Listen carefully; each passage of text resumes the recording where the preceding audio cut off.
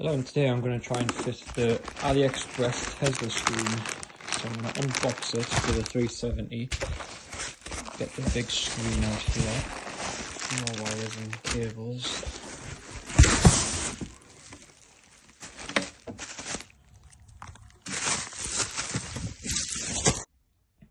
So I've just started stripping the car in the garage because it's absolutely freezing out here in the UK at the moment. So when you step in the car, you've got to strip off, obviously, gear knob, got me Nismo one line around here, perfect condition, changing that as well on the refit. Gator off, side cheeks are just down here, they are held in with just a screw here and a screw up in there, and they just pop off both sides. Now I believe we just take out that screw there, and this pops. You'll have to unclip that, unclip the starter, and probably something to do with the heater controls. I'll get that off and restart. So after you disconnect everything, I had to push this back in to pull the push button out. Once you get the button set aside, this whole outer frame will hinge up over and then remove like that. Place that to one side. Now we just have to disconnect the radio itself, so there'll be a multi-plug on the top here to remove. Screws there, there, 4 screws. This whole thing should come forward, and then we've got to get the screen out. Once you've got the fascia off the radio, this one here, all you do is you've done them 4 screws like earlier, lean it forward, that multi-plug at the bottom, just push this little pin in and pull, it'll pop out. Set that aside, and then you've just got screws there, there, there, and there, and then this screen pulls down, and then we're going to pop them out, and then this radio CD player will pull forward as well. So I've just dressed this up with all the cables that we need. I'll work out what these do and go where to later, but the model I've got is that. So it's meant to be really good. The only one thing I was interested in is you do get the OEM camera output, which is important for me personally anyway. I'm going to go and attempt to fit this in now and see what goes on. Here we go.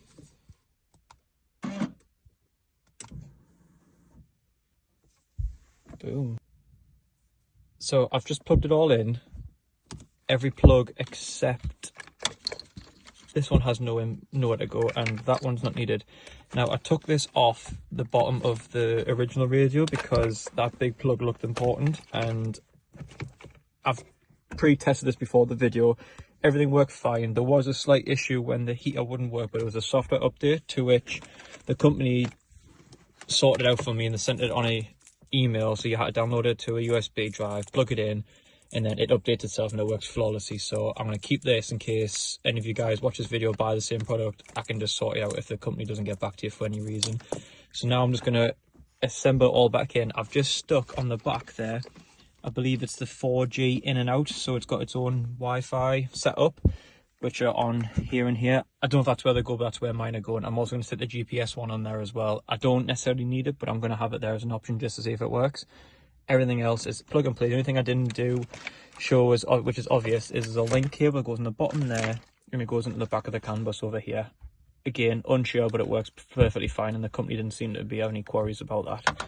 So I'm going to give this a go, and hopefully it's easy. Obviously, I had to plug that back into tester. That'll have to be removed. So hopefully this goes back in relatively easy.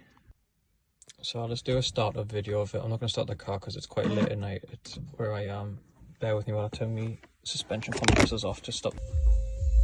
There, compressors are off. So this is the setup. So if you press the home screen, that's where you're at. So you know, your driving position there, and that's it there.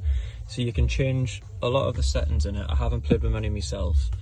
Obviously you can do the logos, which is how I changed the animation to the car I have, which is the Mark II Nismo. The time obviously wrong at the minute, and also thinks it's the new year, but I'll have to get through all them settings as well. Now the problem I had was the heating didn't work, so now if you press the heater button down there, I have full control now, so I can turn them up when I turn it on, that is. Yeah, so they're turned on. I can do auto, I can do that. and then you can do your temperatures up and down to suit. So everything works an absolute dream. Obviously they light up with your lights as well, like that darkens off. It's a really good kit for the price. I believe I paid £430-ish in the UK. The only thing I'm yet to check is if the radio controls work on this. Not yet. I'll have to assign them. So we can assign them. I'll press that. There we go. So it's easy enough to set. I'll just set the turn down one when I find it. So press that, press and hold, then you go to signed. So there's only a few buttons to put. You've got answer, root, source. There's not many. So obviously they don't affect it. So it's only this. It's not too bad. So really good piece of kit. I don't understand what the rest of the settings are yet. And then also you can go into Android settings and you can run all the infra stuff on the background. So I'm obviously connecting my house Wi-Fi with it being in the garage. Set your Bluetooth connections up and various other things to do. And that should be it. The map should work, so I've got the GPS plugged in. It's default to Google. I'll be changing that to Waze. But everything works. Really recommend the kit, and the customer service I cannot fault, next level. So I'll put the rest of the car back together for the next video with my new gear shifter, and I've got a new few little things to do, and that mirror hopefully working. I'll do another video of the whole car, because as you can see, I did the carbon wheel myself. I've got they stick on carbon panels. I've got the bonnet, I've got the front wings, I'm bagged, and I've got a few other things on the car. In case anyone wants to know how I've done these mods, I've also got Lambo doors on this, which I'll do a video of when the car's outside. So I don't mind doing a video of how to do things if you want to have a go yourself, and where I bought bits from and everything. And obviously on air as well, which is behind me. So hopefully you guys enjoyed the video. It's my first attempt at doing one, so bear with me till I get better. Wireless CarPlay works.